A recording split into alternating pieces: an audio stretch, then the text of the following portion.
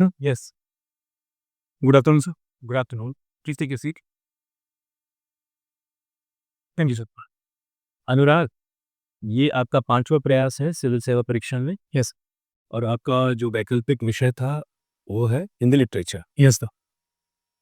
आपका जो बैकग्राउंड है वो मैथमेटिक्स का है। Mathematics honours university of Delhi Shri Aurobindo college से। यस। पर आपका रुझान हिंदी की तरफ कैसे चला? सर मेरा ग्रेजुएशन 2016 में पूरा हुआ। फिर मैंने 2018 से सिविल सर्विसेज के लिए प्रिपरेशन किया। तो जब मैंने स्टार्ट किया तो मुझे ऑप्शनल सब्जेक्ट चूज़ करना था।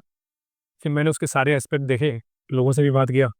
मैथ का जो था सिलेबस काफ़ी वास्ट था और उसको कम टाइम में प्रिपेयर भी करना थोड़ा मुश्किल था।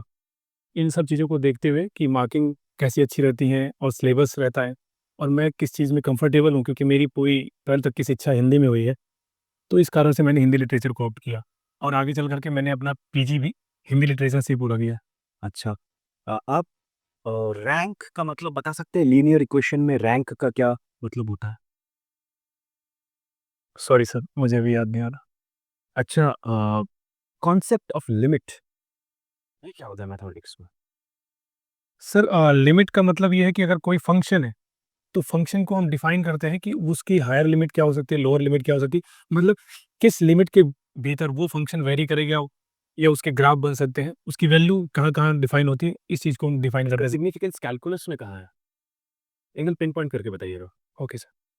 किसी चीज़ की higher limit lower limit find करने के लिए, एग्जांपल के लिए अगर मैं कैलकुलस में बताऊं, कोई फंक्शन दिया जाता है या कोई कंस्ट्रक्शन किया जा रहा है, तो हम ये देख सकते हैं कि इसमें मैक्सिमम एक्सपेंडिचर कितना कर सकते हैं, लोअर एक्सपेंडिचर कितना कर सकते हैं, तो वो लिमिट निकालने में इसका यूज कर सकते हैं। आपने लाप्लास ट्रांसफॉर्म्स के बारे में सुना है मैथमेटिक्स में? Yes sir. क्या होता है ये?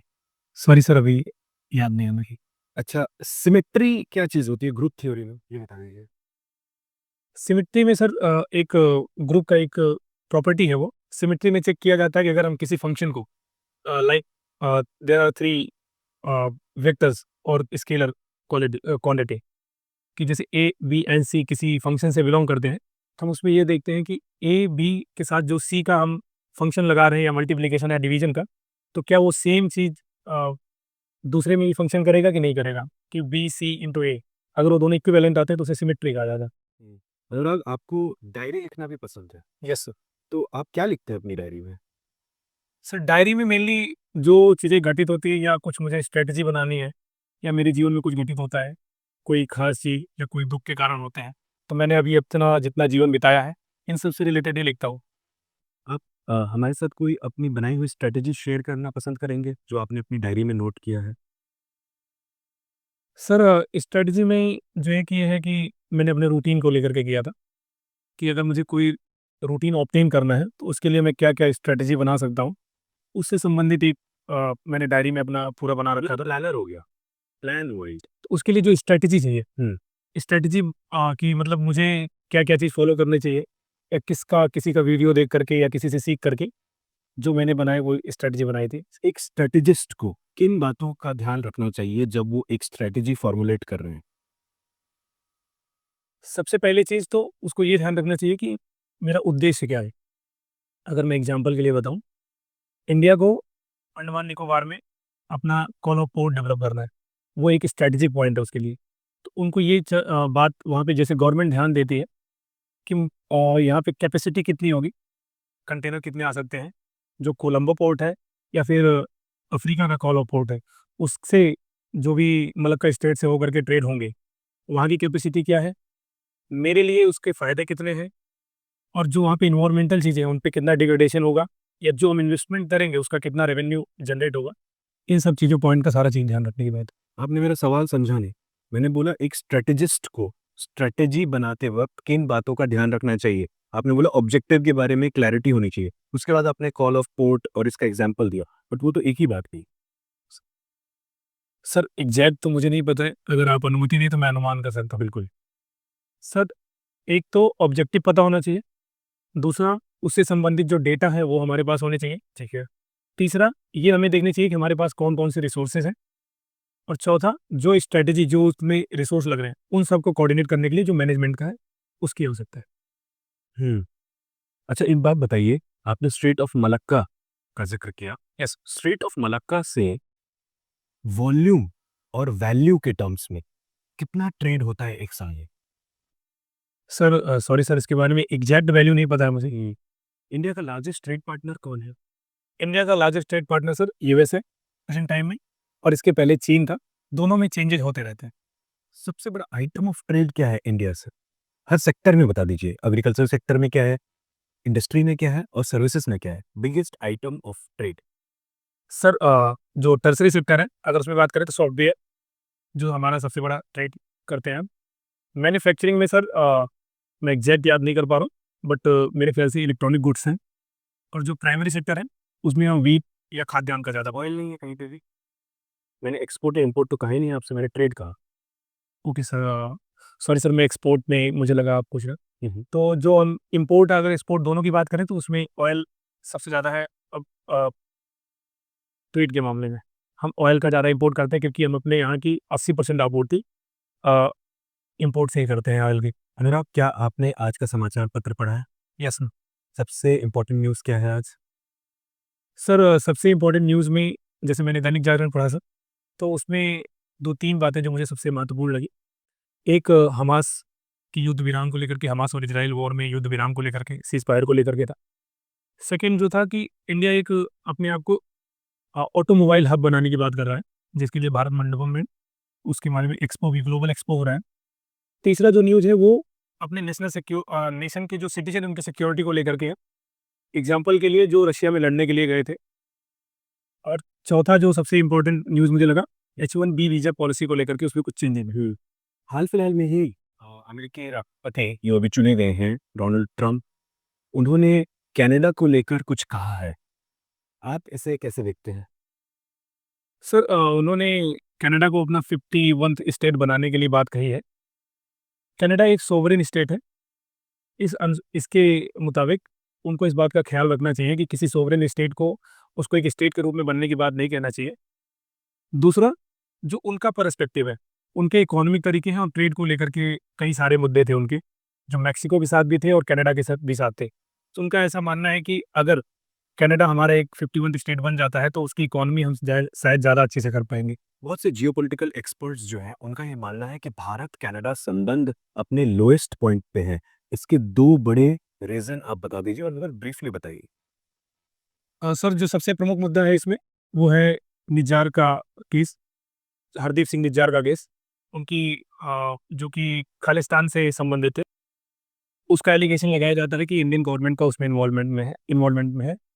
दूसरा जो प्रमुख कारण है वो भी खालिस्तान से ही सपोर्टेड है, क्योंकि अ, लगभग खालिस्तान मूवमेंट के आंदोलन के जितने लोग हैं वो कनाडा से संबंधित भी रखते हैं। इस पूरे इशू को एक मान सकते हैं, खालिस्तान प्रॉब्लम। दूसरा बताइए। सर, एक माना जाता है जो वर्तमान में किसान आंदोलन चल रहे हैं, उस पे भी कनाडा में रहने वाले खालिस्तान समूह का सपोर्ट रहता है। एक ही बात हुई, Khalistan problem is one problem. दूसरा क्या प्रॉब्लम है? कनाडा के साथ और कोई प्रॉब्लम नहीं है? सर, एक माइग्रेशन का इशू, जो माइग्रेशन का प्रॉब्लम है।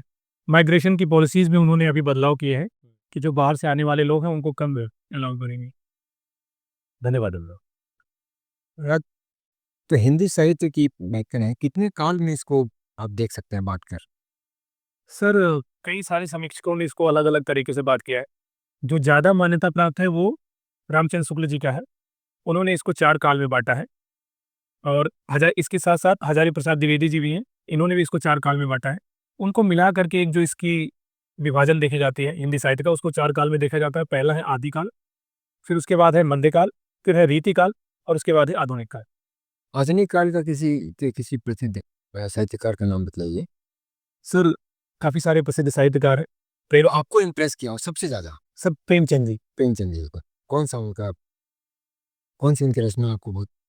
सर, उनकी कई रचनाएँ हैं जिसमें से गोदान है, गबन है। उसका सेंट्रल थीम क्या है गोदान का? सर, गोदान का सेंट्रल थीम कई संदर्भ में देखा जाता। जो सर प्रमुख माना जाता है वो ये माना जाता है कि उन्होंने किसान की समस्या को उभारा है। किंतु किसान की समस्या के साथ-साथ उस समय के जो स्वतंत्रता आंदोलन चल रहे थे, उसकी भी समस्या को उन्होंने उसमें उद्घाटित किया है। इसके साथ-साथ जो शहर और गाँव का एक समीकरण है, उसको भी उसमें उन्होंने दिखाने की कोशिश की है। अच्छा, तो ये देश के जो वो हैं अहिंदी भाषी राज्यों में हिंदी का विरोध जो होता रहता है, कभी-कभी सुनने में आता है जोरदार ढंग से, इसका क्या वजह है? सर, इसका बहुत बड़ा प्रमुख कारण है संस्कृति से जुड़ाव। जैसे जो साउथ की संस्कृति है और नॉर्थ की संस्कृति है, नॉर्थ ईस्ट की संस्कृति है उसमें काफ़ी ज़्यादा अंतर है। मुख्यतः जो विरोध देखा जाता है वो साउथ के राज्यों के द्वारा, प्रमुखतः तमिलनाडु के द्वारा। इसमें इनका विरोध ये है कि अगर हम हिंदी को प्रमोट करेंगे तो हमारी जो लोकल लैंग्वेज है उसका महत्व घट जाएगा। नेशनल लेवल पे हिंदी को ज़्यादा महत्व मिलेगा और उनका ये मानना है कि हिंदी को स्वतंत्रता आंदोलन के बाद से लेकर के अभी तक राष्ट्रभाषा के रूप में नहीं चुना गया है, इसलिए हम हिंदी को उस रूप में नहीं स्वीकारेंगे। ये सबसे बड़ा प्रमुख कारण है। तो वो सिर्फ भाषा को लेकर है, राजनीति से जुड़ा हुई है? सर राजनीति जो भी सांस्कृतिक पार्ट होते हैं कुछ एक तरीके से क्षेत्रवाद को भी प्रमुखता देते हैं, तो क्षेत्रवाद के मुद्दे से इसको राजनीति से भी जोड़ा जाता है। इसमें दोनों कारण है। मेन मुद्दा जो वर्तमान में देखा जाता है वो राजनीति से, क्यों? क्योंकि भाषा से सबसे ज़्यादा जुड़ाव हर स्टेट का व्यक्ति अपने स्टेट से लगाव रखता है, तो इसको भी राजनीति से देख के जोड़ा जाता उत्तर प्रदेश कितने राज्यों से घिरा है? है। सर मैं काउंट करना चाहूँगा अगर आप अनुमति दें तो।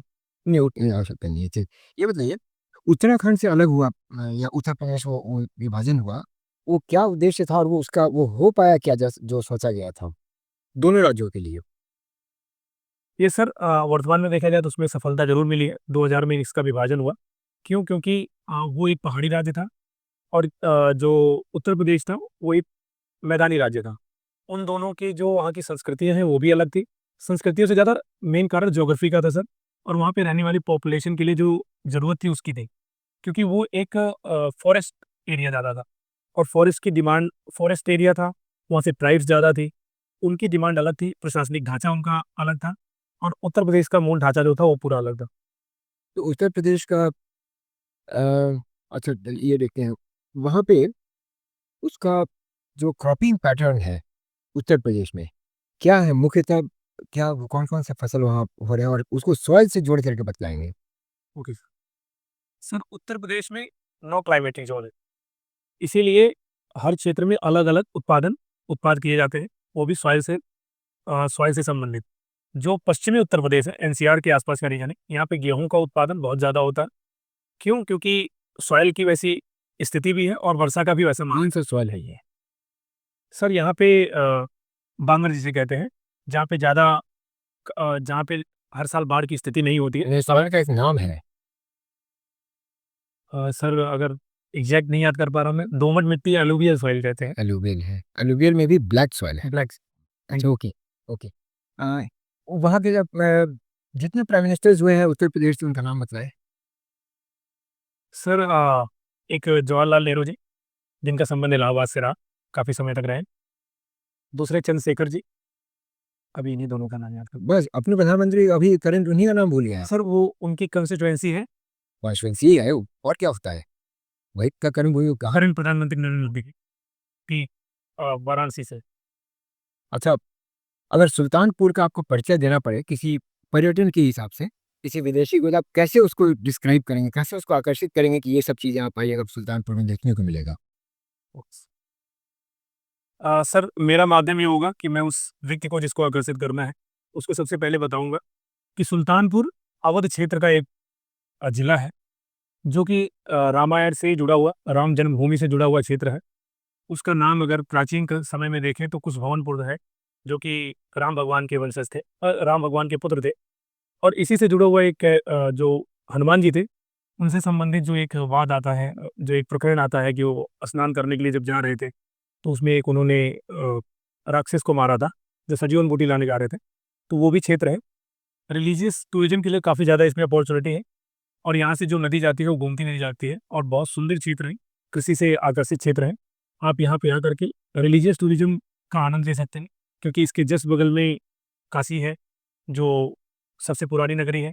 उसी के पास में महाकुंभ जैसा क्षेत्र है, जो कि प्रयाग में है, और यहाँ से इसी के जस्ट बगल में अयोध्या जैसी नगरी है, जो कि रामायण के रंग में रंगी हुई है। तो आप यहाँ से आकर के यहाँ के सबसे प्रोमिनेंट पॉलिटिशियन कौन रहे हैं सुल्तानपुर से? सब प्रोमिनेंट पॉलिटिशियन में जो वर्तमान में आम आदमी पार्टी के सांसद हैं। पहले कभी भी हिस्ट्री में जब भी सबसे प्रोमिनेंट नाम किसका ध्यान में आता है? सर प्रोमिनेंट नाम में जो यहाँ के एमपी थे संजय सिंह का नाम ज़्यादा है। अच्छा, वहाँ ये बताइए, एक हम ये सोच रहे थे आपसे पूछने का कि अ, इसका कौन से गायन के रूप हैं उत्तर प्रदेश में? तो उनके सिर्फ नाम बताइएगा। सर ध्रुपद एक जो है गायन के रूप में है, ख्याल गायकी कभी स्वरूप रहा लखनऊ घराने से, और बनारस घराना भी है, वहाँ से भी कुछ जुड़े हुए हैं, पर एग्जैक्ट नाम मुझे याद नहीं आ रहा। घराना का क्या अर्थ होता है? घराना का संबंध सर ये इस तरीके से विकसित हुआ कि अलग अलग स्वरूप रहे, जो हिंदुस्तानी और कर्नाटक संगीत था, तो हिंदुस्तानी संगीत में जो प्रभाव अलग अलग उत्तर भारत में पड़े गायन के, तो उन्हीं से संबंधित करके दिया गया। अच्छा, इस शहरों का नाम जो बदला जा रहा है वहाँ हर कुछ दिन में, उसका कोई लाभ हो रहा है उससे? सर शहरों का नाम जो परिवर्तित किया जाता है वो अपनी सांस्कृतिक अस्मिता से जुड़ाव रखने की वजह से किया जाता है। ये प्राचीन समय से देखा जा रहा है, जब भी शासक परिवर्तित होते हैं, वहाँ की संरचना परिवर्तित होती है, तो वो अपने अकॉर्डिंग वहाँ का नाम वहाँ से जुड़ने के लिए रखते हैं। लेकिन जैसे शाहजहानाबाद हुआ, तो उसका तो सिर्फ ये हुआ अर्थ कि शाहजहां ने उस जगह को आबाद कराया, और तो कोई उसका अर्थ तो वो तो फैक्ट रहेगा ही ना, उसको कैसे मिटा देंगे आप?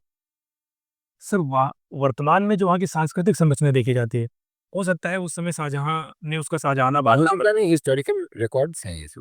ये सर हिस्टोरिकल रिकॉर्ड्स हैं उसकी, उस समय के अनुसार उसका नाम ठीक था। वर्तमान में अगर परिवर्तित कर रहे हैं, क्योंकि परिवर्तन देखा जाता है, हो सकता है कि अब वहाँ पे विकास की धारा किसी सांस्कृतिक चीज़ों से जुड़ती हो सकता है वहाँ पे वो रिलीजियस प्लेसेस के रूप में उसको डेवलप करना चाहते हैं, या डेवलपमेंटल प्लेसेस के तो रूप मेरा में। लास्ट प्रश्न ये रहेगा, ये पुलिस एनकाउंटर्स के बारे में क्या उत्तर प्रदेश बड़ा आजकल चर्चा में है, क्या है इसका, उस पर आपको कुछ मंतव्य है? सर पुलिस इनकाउंटर का मैं समर्थन नहीं करता हूँ।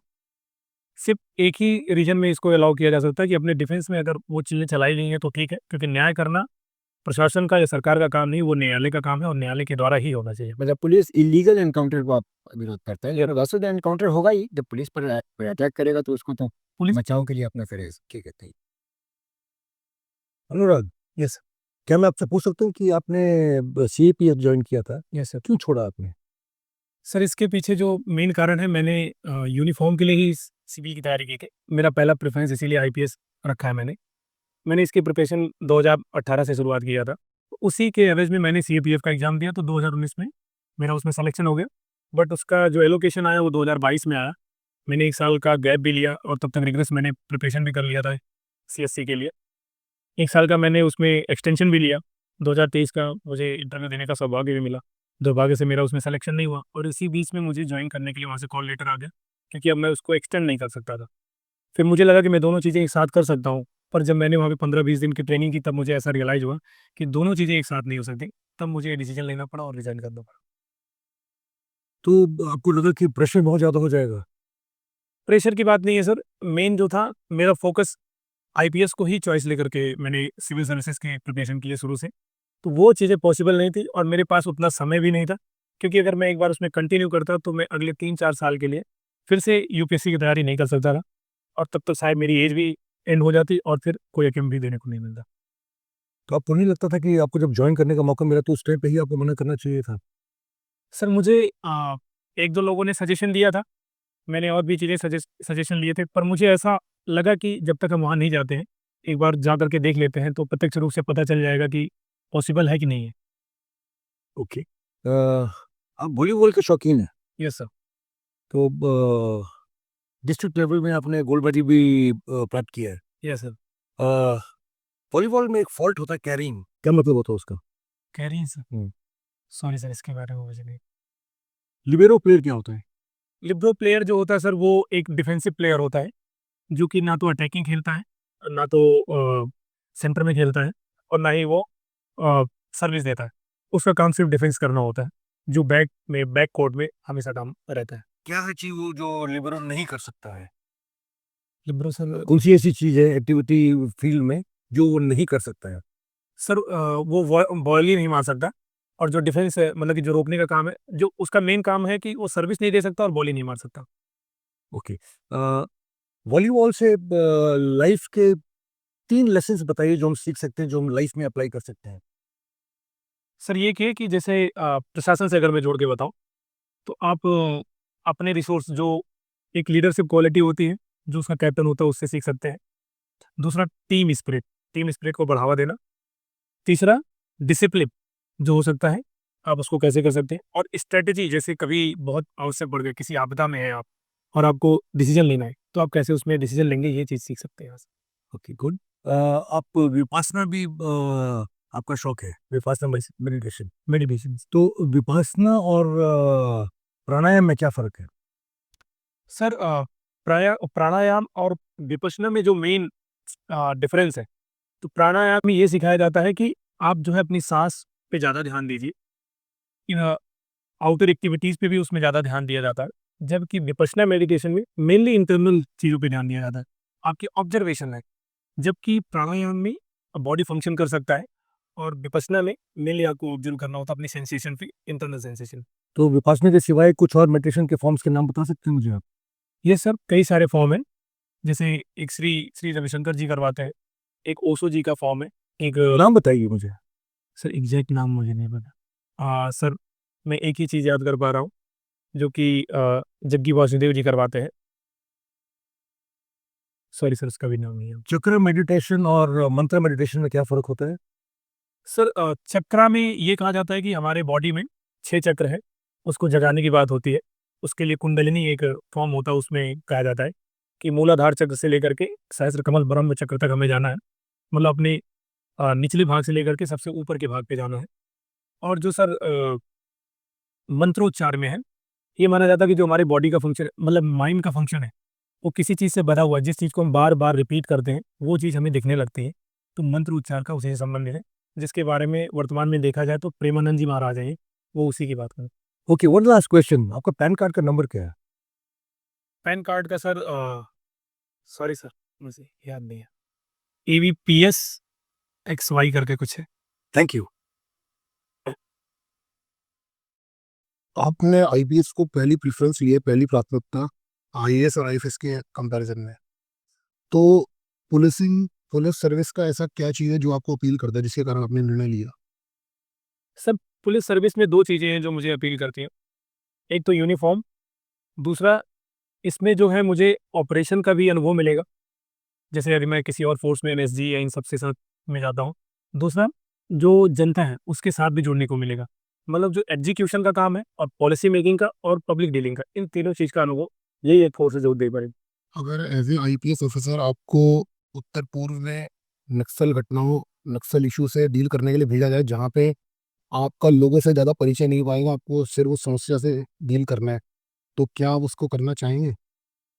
Yes sir, as a IPS officer मुझे कभी भी सीआरपीएफ या सीएपीएफ की फ़ोर्सेस का हेड बनाया जा सकता है या उसमें डीजी या डीआईजी रैंक पे भेजा जा सकता है। तो उसमें कमांड करने के लिए मुझे ये ज़रूर अपॉर्चुनिटी मिलेगी, तो मैं जाना चाहूँगा। तो सीएपीएफ का तो आपको बनाया ही था ना, पद आपको मिला था ना, फिर आपने उस पद को क्यों छोड़ा?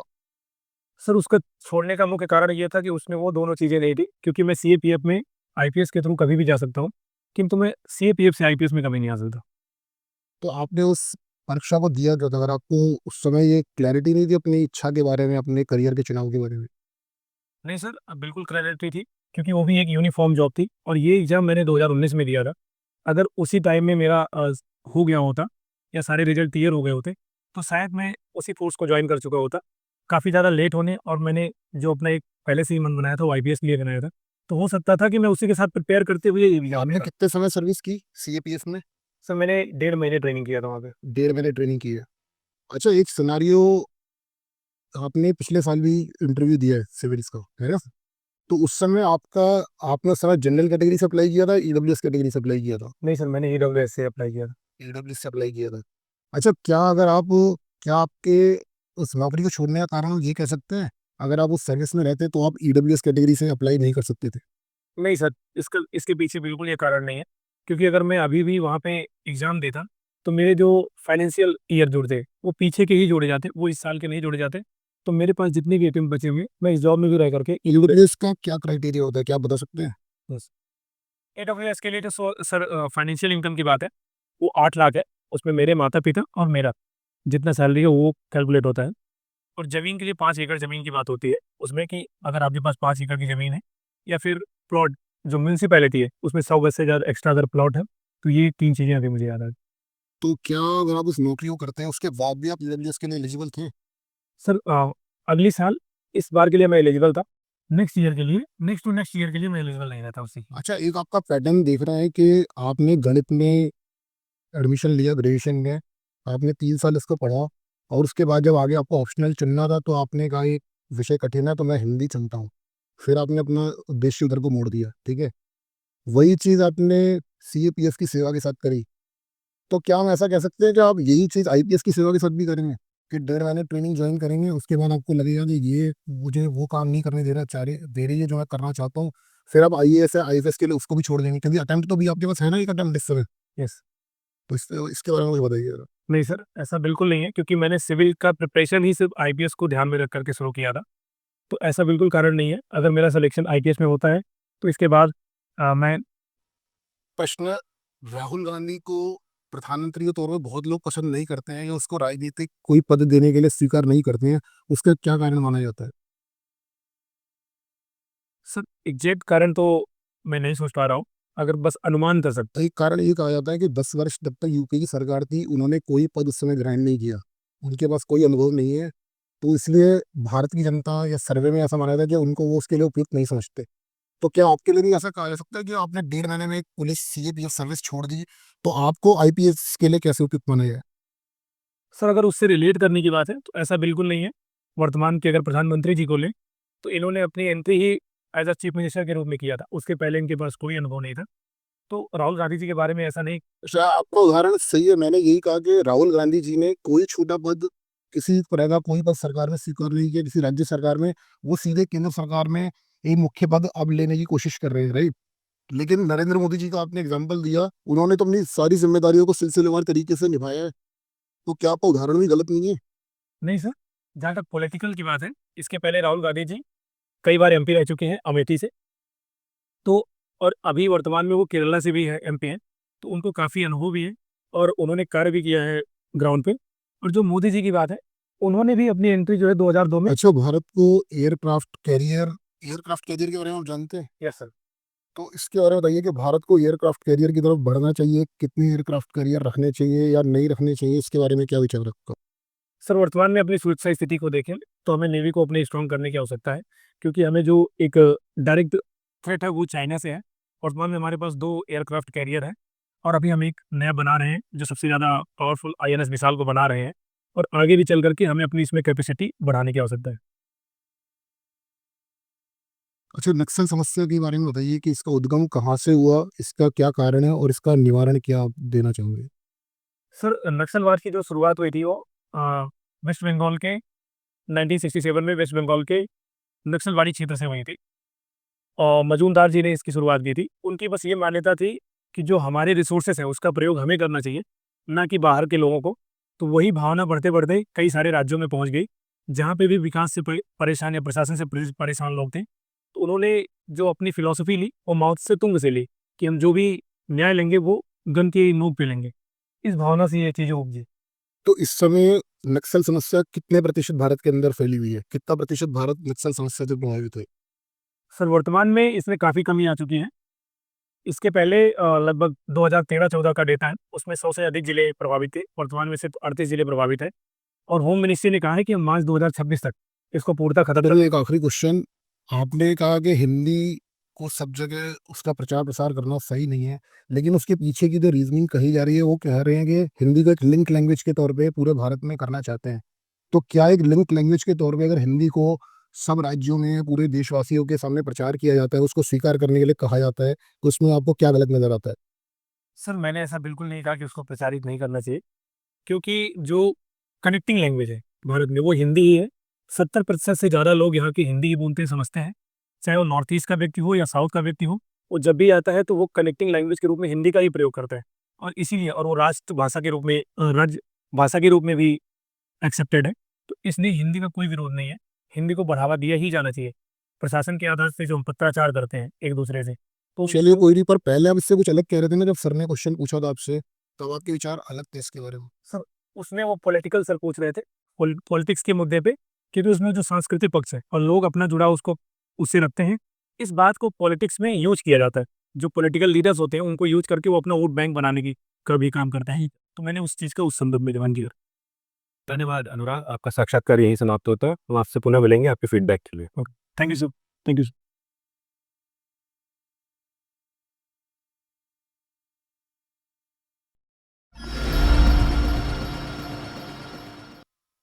Take a seat. Thank you sir. Anurag, आपके इंटरव्यू में बहुत सी अच्छी बातें रहीं। आपका कम्युनिकेशन फ्लो बहुत अच्छा है, आप बड़े पोलाइट थे, बड़े हम्बल थे आपने कुछ क्वेश्चंस का आंसर भी बहुत अच्छा दिया। आप कई बार ट्रैप में भी नहीं फँसे। आपने किसी तरीके का पॉलिटिकल बायसनेस भी नहीं दिखाया। पर अनुराग, कुछ चीज़ें हैं जो हम आपको सजेस्ट करना चाहते हैं जिससे कि आपके स्कोर में और भी बढ़ोतरी हो सकती है। एक तो आप मैथमेटिक्स से रिलेटेड अपना जो नॉलेज है उसको ज़रा ब्रश अप करिए, क्योंकि जब मैंने आपसे पूछा लैप्लास ट्रांसफॉर्म, वो बड़ी ही बेसिक चीज़ें आपको भी पता है मैथमेटिक्स में, है ना? सिमेट्री, ग्रुप थ्योरी में उसका क्या है, रैंक और ये सारी चीज़ें आप थोड़ा-सा ऐसे ब्रश अप करिए, ठीक है?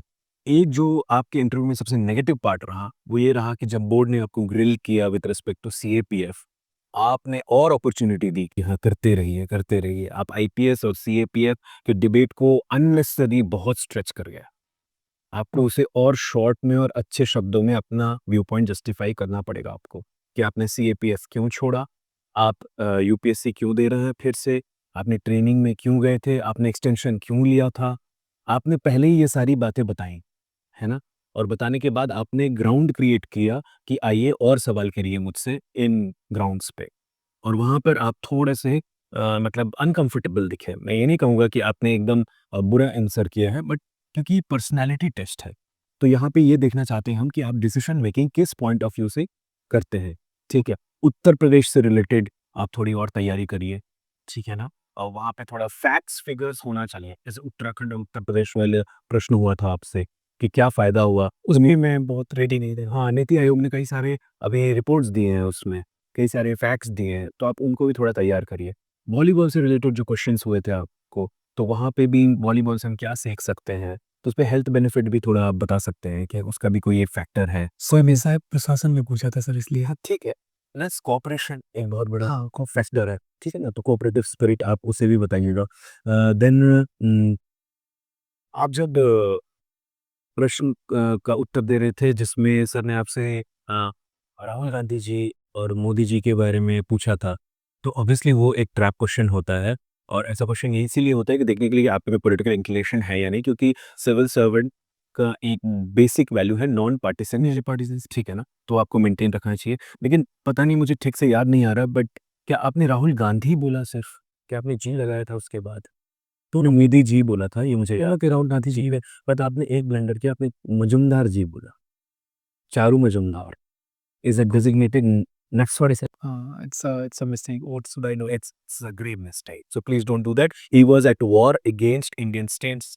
So you cannot do that. Secondly, आपने आपसे जब प्रश्न हुआ कि उत्तर प्रदेश से कितने चीफ मिनिस्टर्स, तो प्राइम मिनिस्टर सॉरी, तो आपने क्या किया कि आप ये सोचने लग गए कि कौन उत्तर प्रदेश के हैं। प्रश्न था कि उत्तर प्रदेश से, नॉट उत्तर प्रदेश के। Do you understand that? तो वहाँ पे आपको कंस्टिट्यूएंसी देखना पड़ेगा ना, ठीक है अनुराग? तो ये एक चीज़ें रही, क्योंकि आपका डिबेट थोड़ा स्ट्रेच हुआ बोर्ड के साथ, वो आपके अगेंस्ट चला गया। वहाँ पे आपने 20 से 25 नंबर लूज़ कर दिया आज, ठीक है? पर अदरवाइज़ आप बहुत अच्छे हैं। जब आप एंटर किए थे, तो आप में वहाँ पे आपको थोड़ा और कॉन्फिडेंट दिखना है, ठीक है? विद अ स्माइल आपको आना है, और जब आपको बैठने को बोला गया, आप बिल्कुल आपने वो सारी चीज़ें ठीक की, कोट एटिकेट आपका ठीक है। आपने शेव नहीं किया है।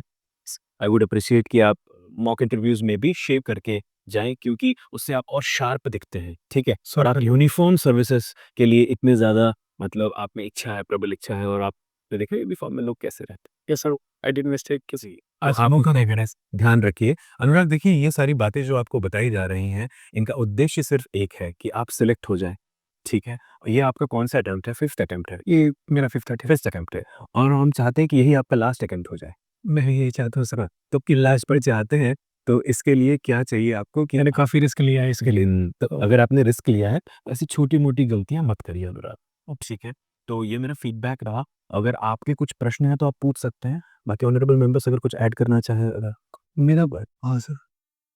लोग एक चीज़ मैं आपको बताना चाहूँगा, आपके आंसर्स बहुत लंबे थे और आप क्या स्टार्ट कैसे कर रहे थे, कई जगह पे आपने स्टार्ट किया है ना, जैसे इंट्रोडक्शन, उसके बाद बॉडी, उसके बाद फिर कंक्लूजन, ये वो जगह टाइम नहीं है उसके लिए।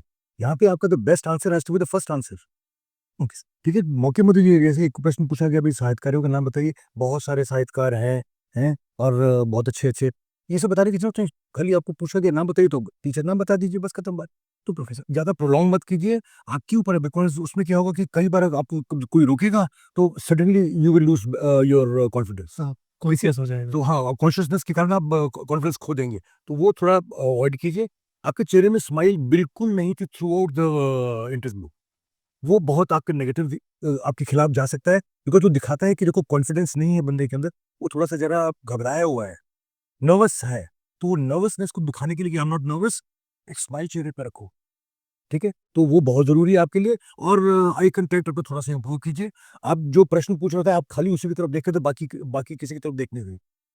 तो आपका जो आई कॉन्टैक्ट है, वो आपका होना चाहिए सब लोगों के साथ, ठीक है? जो प्रश्न पूछ रहा है, उनके साथ उस समय के लिए जब आप आंसर कर रहे हो, उस समय के लिए ज़्यादा उनके साथ रहेगा, बट बाकी लोगों को आप इग्नोर नहीं कर सकते हैं, ठीक है? क्योंकि अगर मान लो अगर आधा घंटे का इंटरव्यू चला है, 4 लोग हैं, तो करीब आपको बराबर-बराबर सब लोगों को देना है, आई कॉन्टैक्ट रखना चाहिए लोगों के साथ, बाकी लोगों के साथ भी। तो जब आप एक प्रश्न का जवाब दे रहे हैं, तो आप उस टाइम पे बीच-बीच में जहाँ पे मौका मिला, दूसरों के साथ भी अपना ग्लास जो है, वो शेयर कीजिए। और एक जगह पे मैंने देखा, अपने आंसर का आपको पूछा गया, हाँ, ये कुछ पूछा गया, आपने सिर हिला के ऐसे किया, हाँ बोला नहीं आपने। Please avoid that. ओक्स, ठीक है? Not is not an answer और येस इज़ एन आंसर, ठीक है? वो आपको करना है। और आपको पैन कार्ड नंबर नहीं पता, ये तो इसका मतलब फिर ऑब्जर्वेशन तो आपकी अपनी ही थोड़ी-सी ज़रा कमज़ोर है ना? सर याद था लेकिन मैं वो कन्फ्यूजन में था कि मुझे बोलना चाहिए या नहीं। ये तो अरे एक बात सुनिए, ये तो नंबर्स मुझे उसमें से कन्फ्यूजन में था, इसलिए मैंने अवॉइड किया कि गलत बताने से अच्छा है कि ना बताओ। ये रीज़न था। सर आप अगर कुछ सजेशन देना चाहें सर आप? मैं बस बोल लूँ करने का आई कॉन्टैक्ट हमारा मेंटेन करो, और जो जो बेसिक ग्रिलिंग जिन चीज़ों पे हुई है उनको एक थोड़ा आर्टिकुलेट वे में तैयार करो कि क्रिस्प आपके आंसर है, और सीधे बुलेट पॉइंट में जो बुलेट पॉइंट में सीधे आंसर है, उस इशू को वो उसी समय क्लोज डाउन करे। एक सर, अगर वो जो आप कह रहे थे, आपने अभी डिफेंड भी किया कि हमसे प्रशासन रिलेटेड पूछा गया था वॉलीबॉल से, health is not part of your, I mean, yes sir, है ना? आई एग्री सर, क्योंकि मेरा अगर मेरा पैशन ही उधर ही है, I should health is very, very important. प्रशासन में यहाँ भी मैं आपको एक और बात बताऊँ, मैंने आपको नहीं पूछा ना कि प्रशासन की तरफ से, मैंने आपको पूछा था what are the lessons you can draw? वो आपने अपने आप खुद बोला कि प्रशासन से।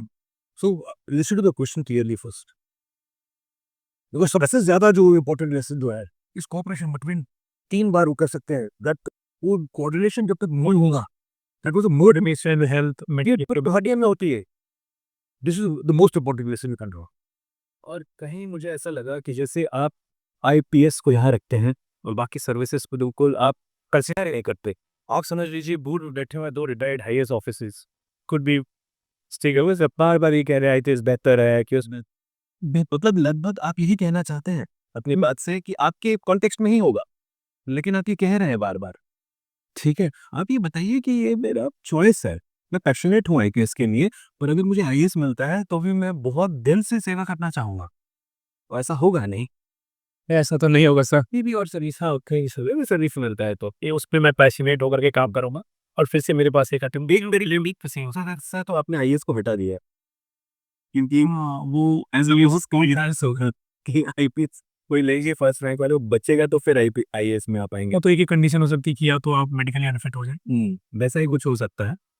बट एनी हाउ अनुराग, ये आपका लेखा-जोखा रहा आज की परफॉर्मेंस का। आपकी परफॉर्मेंस के हिसाब से हमने आपको दिया है एक रेंज में मार्क 155 टू 165। हाँ, एक राहुल गांधी जी अभी कहाँ से हैं सांसद? वर्तमान में सर केरला के आर यू श्योर? सही प्रियंका वहाँ से। अच्छा सॉरी सर, अब वो हमें केरला से थे, तब नहीं है। तो आप इस चीज़ का ध्यान रखिए, आप गलत फैक्ट नहीं दे सकते, वो भी एक मेंबर ऑफ पार्लियामेंट के लिए। नहीं, मैंने वहाँ पे ये बताया था कि केरला से भी कुछ सांसद थे। नहीं, शायद शायद मैंने वहाँ पे स्टेज सबने नोटिस किया होगा। Okay sir, I am sorry. तो आप इन बातों का ध्यान रखिए। कैसे में हो क्या रहा है अनुराग पता है? आप अपने आंसर्स को सबसे मतलब पॉलिश करके एक ब्यूटीफुल आंसर देना चाहते हैं कि जिसको कोई नेगेट ना कर सके। आपको समझना चाहिए कि नॉलेज का टेस्ट है ही नहीं, ये आपकी पर्सनैलिटी का टेस्ट है। इससे पता लगा कि आप थोड़े बहस में पड़ सकते हैं। ये पता हुआ, ठीक है? आप रॉन्ग फैक्ट्स दे सकते हैं, ये पता लगा, ठीक है? और आपको अपने ही बैकग्राउंड के बारे में, सब्जेक्ट के बारे में थोड़ी नॉलेज कम है। ये सब पता लगा, ठीक है? तो इस पे मार्किंग होती है। तो 155 टू 165 इस रेंज में आज आप आ रहे हैं अनुराग। बट मैं फिर से बोलता हूँ कि आप 175 प्लस कैंडिडेट है एनी टाइम, और आपका इस बार चांस बहुत ज़्यादा है सिलेक्शन का। सर मैं ट्राई करूँगा फिर से मैं आपके से मतलब फिर से रूबरू। कब है आपका इंटरव्यू? मेरा 6 फरवरी। ठीक है, आपके पास टाइम है, आप एक बार और आना चाहें तो आ सकते हैं। ठीक है अनुराग। और वही प्रश्न पूछेंगे, हाँ, आज आप काउंटर किए हैं। ओके सर, मैं कोशिश करूँगा व्यवहार और अच्छे से कह रहे सुबह और अच्छे से इम्प्रूव करूँगा। नेक्स्ट टाइम मैं पूरी कोशिश करूँ। All the best. सब की चीज़ वो पूछना था जो आपने आई कांटेक्ट के लिए कहा। अभी मैं ऐसे कैजुअल बात वैसे आपने आई कांटेक्ट के लिए बात कहा, तो उसमें सर इश्यू ये है कि मैक्सिमम कुछ लोग कहते हैं कि जिसने क्वेश्चन पूछा आप उस पे कंसंट्रेट करिए। एक्चुअली अगर आप देखेंगे अनुराग, तो वो हॉर्स शू शेप्ड होता है हाँ, table. I have seen that. कोई जो इधर बैठो आप और इधर, आप ऐसे तो नहीं बोल सकते, ऐसे करके ऐसे तो नहीं कर सकते आई कांटेक्ट। ये मोस्टली आपका वी है। सो अगर आप ऐसे देख रहे हैं, तो जिन्होंने प्रश्न किया है आप उनको अटेंशन दीजिए, अपना 90% दे दीजिए। चलिए 10% आप एक सॉफ्ट ग्लांसेस भी दीजिए, कम से कम लगे तो कि अगर समझ लीजिए आप एक लेक्चर दे रहे हैं, ठीक है, समझ लीजिए आप आईएएस ऑफिसर हैं, आप चढ़ गए, आप आईपीएस ऑफिसर, चलिए ऐसे मान लेते हैं, आप आईपीएस ऑफिसर हो और पुलिस डे मनाया जा रहा है और आप लेक्चर दे रहे हैं, तो क्या सिर्फ नेताजी को देखकर बात कर रहे हो? नहीं सर, तो पूरी जनता मैंने को भी देख पहली बार आज कोशिश की है कि मैंने कोशिश किया था थोड़ा-सा 2-4 बार देखने की। बहुत कम किए। हाँ, बहुत कम किया। इट्स माय फर्स्ट स्टांस कि मैंने इतने जितने भी इंटरव्यू दिए 4 अभी तक यूपीएससी के दिए, 4 में ये पहला था कि मैंने ये कोशिश किया था। क्योंकि बहुत सारे लोग मुझे हमेशा पिन पॉइंट करते कि नहीं यही फोकस करके दो, इसलिए मैंने किया। और हाँ, ये बात सच है कि जितने मेंबर हैं, कई बार तो मेंबर यहाँ बैठे हो, आप यहाँ बैठे हैं, हाँ हाँ, यहाँ मेंबर आप कैसे करोगे? और अब इनसे बात करने में तो फिर पूरा नेगेट हो जाता है और बोर भी हो जाता है। बिल्कुल मौका ढूंढिए उससे बात करने का। जब जो आपने जिसने आपसे प्रश्न पूछा है, जब वो कुछ लिख रहे हैं या कुछ आपस में बात कर रहे हैं या कुछ कर रहे हैं, उस टाइम पे एक steal a glance with other people. और सर एक क्वेश्चन और था, हुँ। जो आपने कहा कि तुम पूरा वाइड एरिया दे दिए आईपीएस का उस पे ग्रिल करने के लिए, वो शायद मेरा स्ट्रैटेजी भी हो सकता है कि मैं चाहता हूँ कि आप ग्रिल करें उस पे। क्यों? क्योंकि अगर आप उस पे ग्रिल करेंगे तो हो सकता है कि आप दूसरे एरियाज़ पे उतना ना जाएँ और हुँ। नक्सलिज़्म, सीएपीएफ, आईपीएस यहाँ सब पे ही हुँ। रहे। अच्छा, आप एक बात बताइए, आपने ये चाहते हैं, बट आप ये कैसे अज़्यूम कर रहे हैं कि वो ग्रिलिंग का जो रिज़ल्ट होगा आपके फ़ेवर में होगा? ये नहीं पता सर। हाँ, मतलब मैं ये पूछना चाहता हूँ कि ये मुझे कैसे ये करना स्ट्रैटेजी हुई? ये करना चाहिए कि नहीं? नहीं, कि मैं ओके सर। आपको ऐसे बताना चाहिए, आप क्यों दूसरे सर्विसेज़ को ऐसा दिखाना चाहते नहीं, हैं? दूसरी सर्विसेज़ का नहीं सर। इंप्रेशन वही क्रिएट होगा। अच्छा एक बात बताइए, कोई किसी सर्विस में है, कोई रेवेन्यू सर्विसेज़ में है, ट्रेन हुआ है एकदम, 20 साल नौकरी हो गई, 25 साल नौकरी हो गई। आप आईपीएस ही करे जा रहे हैं, ठीक है, आप बताइए उसको, बट आप साथ में ये भी बताइए कि दूसरे सर्विसेज़ भी सर आपने लिस्ट में रखा है ना, सबको हाँ, प्रेफ़रेंस दी है ना? सर, तो आप बताइए कि मैं सीएपीएफ इसलिए छोड़ा क्योंकि मैं, जैसे आपने बताया वो लॉजिक अच्छा लगा मुझे, कि आईपीएस में होते हुए मैं सीएपीएफ में जा सकता हूँ, लेकिन सीएपीएफ में होते हुए मैं आईपीएस में नहीं आ सकता हूँ। It's a logical thing. आप इस ऐसे पॉइंट्स को आगे रखिए और ठीक है ना? और आप ये हमेशा बताइए कि मैं पहले श्योर नहीं था, आप ये बता रहे थे, पहले मैं श्योर नहीं था, अगर मैं 19 में सिलेक्ट हो गया होता, तो शायद मैं कर लिया होता। तो आज आपकी उम्र कितनी है अनुराग? 28 ईयर्स अब 29 हाँ, 35 में आप कुछ और नहीं सोचेंगे, हम कैसे मानें? आप बोलेंगे 28 में मैं श्योर नहीं था। लॉजिक समझ रहे हैं आप अपने आर्गुमेंट का? ये तो है सर, तो तो इसमें कभी भी चेंज हो हाँ, सकता तो है इसका आपका। समझिए कि आप तब भी श्योर थे, अब भी श्योर हैं। ये बताइए, ठीक है? कि तब मुझे पता लगा कि मैं आईपीएस भी कर सकता हूँ, कि तब मुझे नहीं लगा था कि मैं सिविल सर्विसेज़ के लिए मेरी उतनी प्रिपरेशन है। बट जब मैंने वो क्लियर किया तो मुझ में कॉन्फिडेंस आया। मैंने सीएसई का सिलेबस देखा, मैंने शुरू किया पढ़ना और मुझे अच्छा लगने लगा और मैंने मेंस भी लिखा, मैंने इंटरव्यू भी दिया और फिर मेरा साथ में हो नहीं रहा था और क्योंकि मैं आईपीएस में होके फिर से सीएपीएफ में जा सकता हूँ, तो इसलिए मुझे लगा कि मेरा रास्ता तो बंद नहीं हुआ है। ओके सर, ये लॉजिकल हुआ ना? हाँ, ये पुलिस एनकाउंटर पे कहा कि मैं उसके विरोध में हूँ। ये आपका स्टार्टिंग सेंटेंस ये था कि I am opposed to it. Police encounter encounter जो असंवैधानिक नहीं, वो एक मिनट, आपने जो बोला वो आपके मन में क्या था नहीं, आपने जो बोला बाद में आपने करेक्ट किया कि इलीगल। स्टार्टिंग ही होना चाहिए था, वो क्वेश्चन आया, आप पहले सोचना था कि क्या बोलेंगे आप। एनकाउंटर के विरोध में है, ये तो बिल्कुल ही शॉकिंग है, हाँ, मतलब, है ना? नहीं है। इलीगल एनकाउंटर ही स्टार्ट होना चाहिए था आपका। टेररिस्ट अटैक हो जाए तो आप क्या बोलेंगे? उस पे काउंटर करना पड़ेगा। पुलिस ऑफिसर एकदम specific, hit it on the head. मैं इसको और अच्छे से प्रिपेयर करूँगा सर। या मैं एक बार और देना चाहूँगा। ठीक है अनुराग, आप वापस आइए एक बार। Thank you so much. Thank you sir. All the best. Have a nice day sir.